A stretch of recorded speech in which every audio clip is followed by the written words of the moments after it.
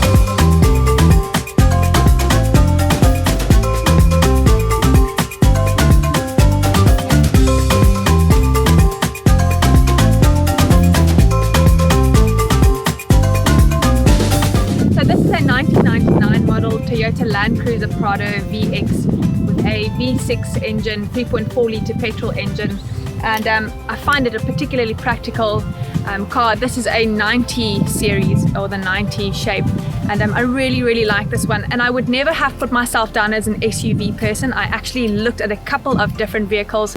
So reason for purchase was basically because I wanted a off-road vehicle. I drive a lot of dirt roads just going home, so I don't intend to do a lot of 4x4ing.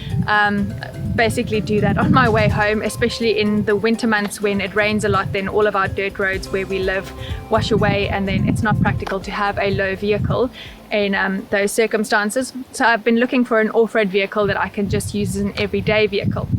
But I have also wanted to do some modifications on it. I do want to build it up as a sort of like an overlander bug out vehicle, so I'm not going to go all out Mad Max, but I will add some extras to it and do some mods on it. And also for just filming and making the videos that I do for you guys on the channel, I do need something that is practical and that can take me absolutely anywhere. Other things that I looked at included the Hiluxes, I looked at Mitsubishi Pajeros, but there was just always something that's kept me from purchasing those vehicles. Hi Indy! Hi Indy!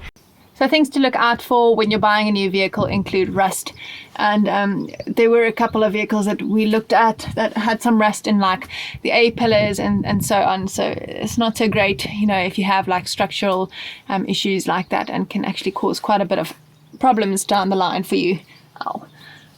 So yeah, so when buying a new vehicle, check for rust, check that things like your chassis is cleaned and there isn't a whole lot of mud and gunk and stuff that got stuck there. Sean knows cars really well, and he's built up a really cool VW Combi, what's it, 1958, with a 3-litre Porsche engine in it. So clearly I don't know cars all that well, but it's good to have really good advisors if you're going to buy a new car. You know, this is still wet down here. I wonder if it's oil. No, it's not. Oh, but you drove through the water now. Yes. Okay, so we were a little bit concerned that might be oil in the beginning, but it's not. It's just grease. I have an absolute love for the Toyota Land Cruisers, especially the khaki ones, you know, the 78 series. I just absolutely love them. But as an everyday vehicle, they're not particularly comfortable, especially because I drive highway roads and I do drive around town, so it's not going to be an absolute workhorse. And the Land Cruisers actually just come into their own when they are on a farm, just working all the time. So I needed something that was comfortable and practical, and I would never have put myself down as an SUV kind of person. And there are some advantages of the SUVs over something like a bakkie, or also known as a pickup truck in other parts of the world. It's not because I needed a shopping trolley that I bought an SUV. So I did need something with a lot of cabin space and a lot of room, and this to me is the advantage of, there we go, is the advantage of a SUV over a bakkie, is that I can access the entire cabin from within the car and there's no separation. So if I put the seat down, I've got a huge amount of space at my disposal that I can just use to store or move whatever I need. And a pickup would have been absolutely fantastic, but it doesn't give me the options that an SUV does. For example, for a bug out vehicle or something that you need to travel really far in, to be able to access what's in the back or in the rear of the car without having to exit the car, park the car, exit, open everything up at the back, that to me was a huge advantage. Now obviously the advantage of a pickup or a bakkie is that you've got an external space that you can load up, and whatever you put on the back stays on the back. So if it's dirty, it stays in the back. Anything that's dirty and goes in here is going to actually make my car dirty too. Now these 90 series Prados are great value for money, and as our mechanic says, if you look after it, it will outlive the devil.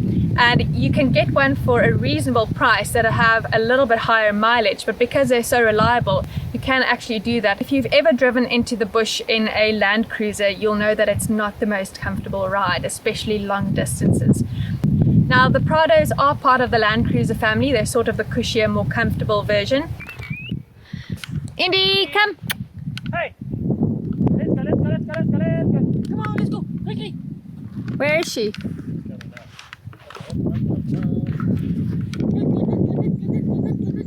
Come, doggy, come! Okay, so let's quickly talk about some of the modifications that I've got planned for this vehicle, especially considering that I've mentioned that I'd like to make it into a bug out vehicle. It's going to need to have all of the bits and bobs that I need to sort of remain in the vehicle for extended periods of time. At the moment I don't have any long range trips planned, maybe just a half a long range trip. But I would like to set it up in such a way that if I become dependent on this to get me a really far distance, that I'm cool, I've got everything that I need in it. Now, like I said, I'm not going to go all out Mad Max, but there are some obvious things that I need. On a recent trip to go and fetch eggs, fair enough, they were ostrich eggs. It was a slightly out of the ordinary trip, but it was a little egg run. I needed to actually get fetched with a tractor in order to be able to cross a road, because the road had flooded because it had rained so much that there was an absolute river across the road. So something as simple as fetching a couple of eggs can turn into an absolute adventure around here.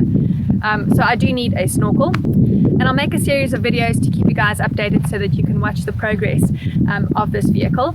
So snorkel, obviously a bull bar. I've noticed just having changed vehicles to this car here already, the taxis that we get in South Africa have started leaving me alone. I don't get harassed so much by the public transport. I was looking for a vehicle that I could actually wrap in a khaki color, just because I really like khaki, and Sean calls it poo brown. It's not poo brown, it's khaki, and I just really like the look of it, that Land Cruiser look with the khaki. So I was gonna, if I bought something that had a really bad paint job on it, I would have actually just had it resprayed. But when I bought this vehicle, I thought, sure, the color is actually very pretty. It's got like a pearl white to it, and I actually said I don't want a white vehicle, but I think the champagne on the bottom actually did it for me, like the neutral color, that just works for me. So I might actually not have it wrapped, although if you do see a video where I've wrapped this in khaki, don't be surprised, I might do that. Other things I might do is upgrade the suspension and the lift kit and the tires on here, just to give me that little bit extra clearance. The chassis has been worked on already. I know that the Prados sometimes do get to a point where they have a little bit of a chassis issue, so it did get worked on already. Something we have already looked at adding onto this vehicle was a slimline front runner roof rack and a rooftop tent, which is plenty of fun for all of us to go camping in and doing a bit of overlanding and doing some traveling in.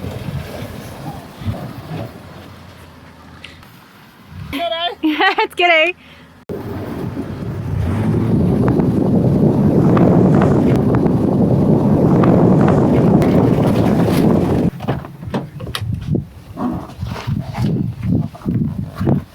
So barring the fact that this is already really dirty because we've been playing in the dirt with it, there aren't actually a lot of things that I want to do to the interior. It has to go for a proper clean this week. But I'd like to add CB radio, and I'd like to add some interior cabins to the back, but I'd like to also be able to remove them. So I don't really want to do anything to it that I can't actually strip at a later stage. So I'm quite happy with the interior. I will get some really nice seat covers. I have some in mind. I'd really like to get that soon, because I like the ones that I've got in mind. So keep an eye out for that. I'll probably do a review on them as well once I get them. But I'm going to keep it a secret for the moment. Other things just for overlanding and for long-term use, I would add a split unit and an inverter and a compressor. Obviously, driving around in the dunes like this, you require some things, and then a fridge at a later stage, probably something on rails at the back that I can take out or put in or move around as I prefer. At the moment, this vehicle also doesn't have a lot of recovery gear, so I'm a little bit careful and a little bit ginger about where I go driving it. So I need to get an off-road jack and some recovery gear for it. I might even look at some more bash plates and don't know what you call these. What are they, like rock sliders? I think something like that.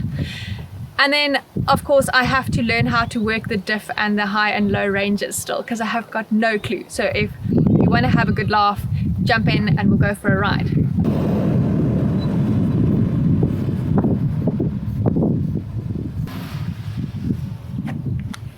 Okay. Oh, you might need to roll forward I think I need slightly. to roll forward, yeah. And then if I roll forward, then it should Just engage. slowly. Oops. There we go. Now it's engaged. Okay.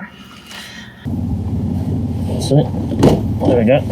So that's a neutral now. Now you've just put it back in. Okay, There's neutral. Now put Oh, it. I see. So there's low, low. There's neutral. Yeah. Now move it across. To high, low. No, you're in drive. Okay, that's how not to do it. But you're going to get stuck if you're in four-wheel. Yeah, this is sand, and your tail tires aren't deflated. Okay, what am I now? I'm now in High low. drive and high, low. Okay. Alright, so we're good.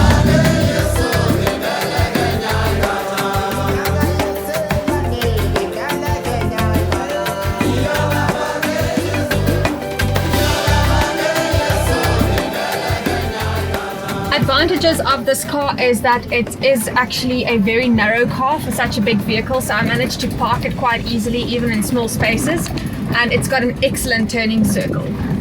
The disadvantages is that it is actually quite thirsty, but for a 4x4 and for a big vehicle you would expect that it will use a bit more fuel. And always good if you're gonna drive a trail, always walk it first so you get a good idea of what you're gonna deal with. That was easy. Well, thank you for starting this new journey with me, and thank you for watching. I hope you've had a great time going off-roading with me today. Remember to hit like and subscribe, and until the next time, live ready.